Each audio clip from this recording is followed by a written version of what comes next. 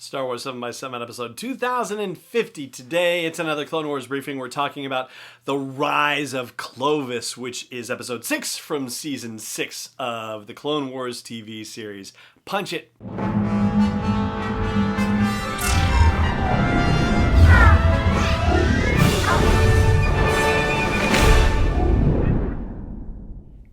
Hey Rebel Rouser, I'm Alan Voivod, and this is Star Wars 7x7.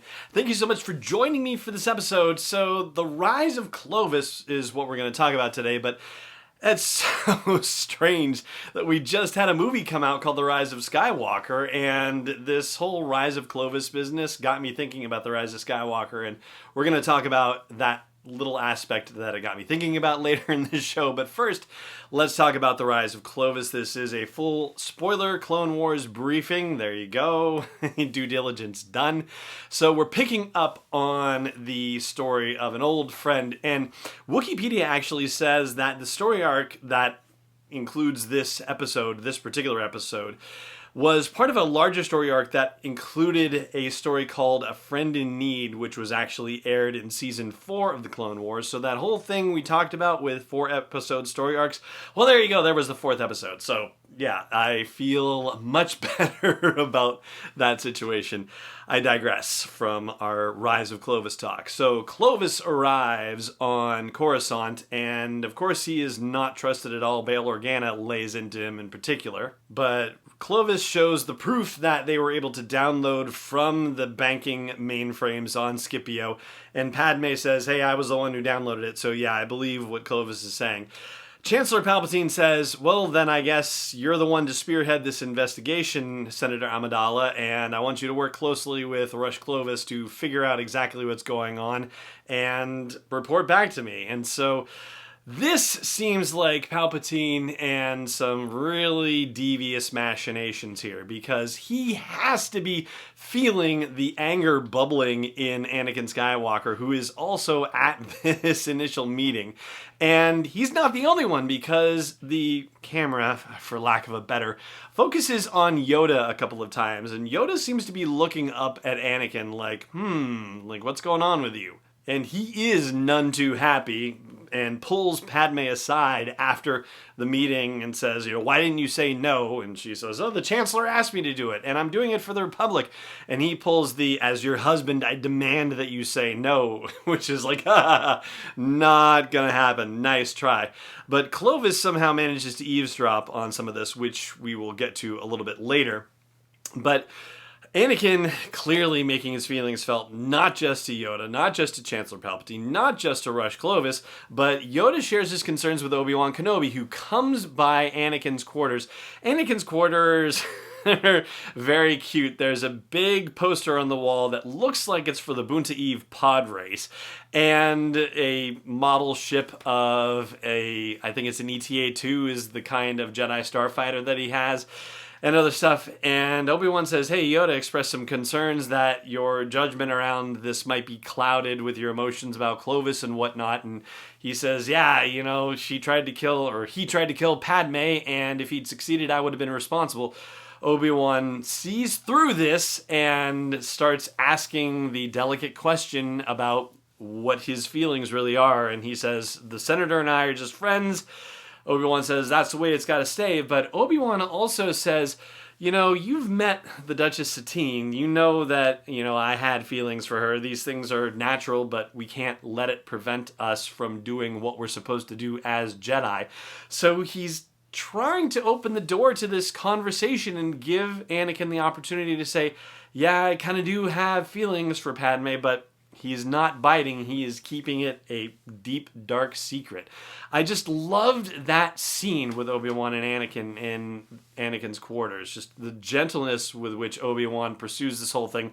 And yet, the whole, Jedi Order, like, we have to do our duty. But knowing Obi-Wan also pulled that whole guilt trip thing on Satine, saying, if you'd only asked me, I would have left the Jedi Order. Come on, man. Leave the Jedi Order if it means that much to you. You don't need her to ask you to do it. But anyway, back to the story at hand. Padme and Rush are working on the information, but took time to go to the opera together. How lovely.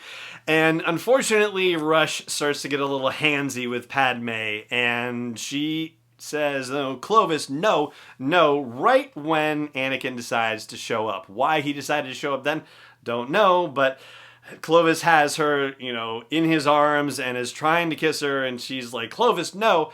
And in theory, Anakin actually should have heard her say Clovis, no, but the dialogue that comes later on suggests that maybe he didn't hear that. And yet Padme doesn't say that, no, I was telling him no. She just says, yeah, I regret that, but it wasn't what you think, when he talks about what he saw.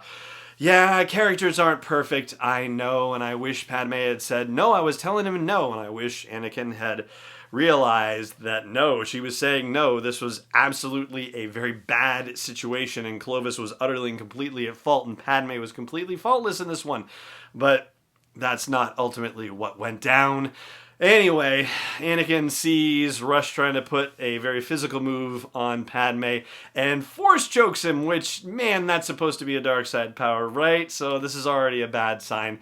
And he says, you can't beat me without your Jedi tricks. And so they get into a very brutal hand-to-hand fight. Of course, Padme is yelling, stop it, you two, cut it out! And this is another episode of Palpatine maneuvering Anakin more and more towards situations where he's just going to be overcome by the dark side. And after this is all over, he says to Padme, I don't know what came over me. And Padme says, I don't know who you are, who's inside there right now, and our whole marriage is built on lies and deception, and this is no good, and I don't think we should see each other, at least not for a while. So now she's driving Anakin away, which is only going to be worse for his eventual journey to the dark side, or at least, worse from our perspective. It's perfect for what Palpatine's trying to do. It's absolutely beautiful from his perspective. It's working to a T.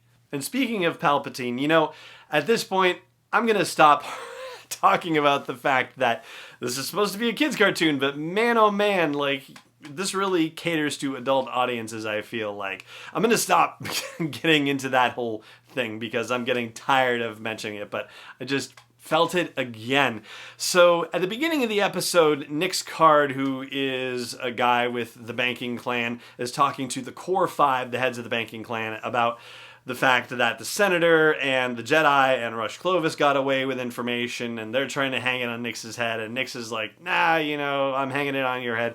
But Nix goes away and communicates with Darth Sidious, and apparently it turns out that this whole business of Clovis being able to get this information and escape was Sidious's idea, and the next step is for Palpatine to reach out to Count Dooku and say, hey, we have a situation, we need to recruit Clovis again, we need to get him into a position where we can make use of him. And so Dooku sneaks a medical droid. Somehow Dooku is able to get the right medical droid in to help Clovis after his fight with Anakin.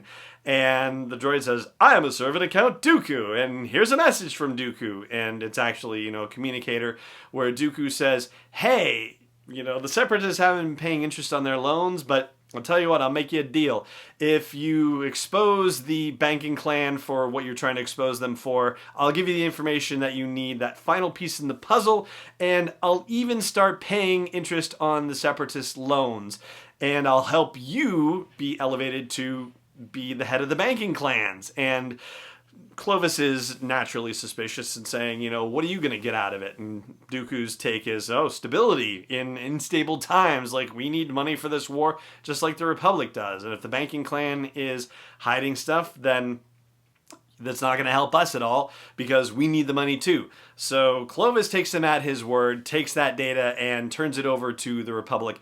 Nobody asks him where he got this data, and I have a feeling that the entrapment that Palpatine talks to Dooku about earlier in the episode might have something to do with this, because at some point they're going to say, hey, now we're going to twist your arm about stuff, and if you don't do what we said, then we're going to reveal where you got this information from, and that's going to utterly ruin your reputation in your life, and that's not going to go well. But I don't think we ever found out what was happening to that mysterious money that was being shuffled off into secret accounts anywhere. For whose benefit? I don't know if we ever found out who that was, but be that as it may, the corruption in the banking clan is exposed. The Separatists are willing to agree to Rush Clovis being the new head of the banking clan. Palpatine says, I can only give you my endorsement, but you got to go through the Senate. So he makes a big presentation to the Senate, Rush Clovis does, and shares all the information, and they put it to a vote. Most of the Senate agrees with Rush Clovis being the head of the new banking clan as a neutral person, ha ha ha, even though he had worked with the Separatists in the past. Bail Organa very notably votes no on this deal because he knows what's up. And after all this is said and done, Chancellor Palpatine and Anakin Skywalker have a conversation, and Chancellor Palpatine says, something's bugging you. I can tell. I've known you long enough. Wink, wink, nudge, nudge. He's feeling it in the Force. Come on. And Anakin says, with all due respect, I don't think you made the right decision. I don't think you should trust Clovis. And Palpatine says, my public endorsement is different from my private confidence. I think there's still something to be unearthed, and I'm hoping it comes to the surface. So, man, that Palpatine is a cheeky little man, isn't he? Oh, gosh. They are really doing a great job writing him being an incredible puppet master for all of this. Or at least they did, because this is obviously stuff that was put out 4, 5, 6, oh my gosh, 6 years ago. Is it 6 years it's been since this thing came out? That's insane. Anyway. Yeah, so that's where we leave things with The Rise of Clovis, but there is another episode, Crisis of the Heart, I think it's called. We'll double check it, but that's going to be the next briefing we talk about. And that's going to do it for this briefing, but that other Rise business with The Rise of Skywalker specifically, I'm going to talk about that after the break, which is coming up right now. Stay tuned. Hey Rebel Rouser, I've made some changes to the asteroid belt level at patreon.com/SW7X7, and they are all with sponsors in mind. So if you want to get the word out about your business, your product, your service to a dedicated Star Wars audience, then please check out patreon.com/SW7X7 and look for the asteroid belt level for details. Again, that's patreon.com/SW7X7. Welcome back. So the title of the episode, The Rise of Clovis, got me thinking about the title of episode 9, The Rise of Skywalker, and it occurred to me that every single Star Wars movie that's come before this one, the title makes absolute sense. You know who the Phantom Menace is, you know what Attack of the Clones means, you know about Revenge of the Sith, I'm not going to list them all. The Rise of Skywalker, I'm not 100% clear what that title actually means. I suppose my best shot at it would be when Rey has been knocked down in that final battle with Palpatine and all the Jedi voices are talking to her. Some of them are saying, rise and take these last steps in your journey, as Obi-Wan Kenobi says. And then later on, she takes the name Skywalker at the end. That may be what they mean by the Rise of Skywalker. Like, this is her rising against evil, rising against what her, bloodline had said. Something like that, I guess. But yeah, it's not as clear for me as every other title of a Star Wars movie. So, I don't know. Maybe it's clear for you. If it is, then I'd love to hear from you. So drop me a line. Let me know what you think. That's going to do it for this episode of the show, though. Thank you so much for joining me for it, as always. And may the Force be with you wherever in the galaxy you may be.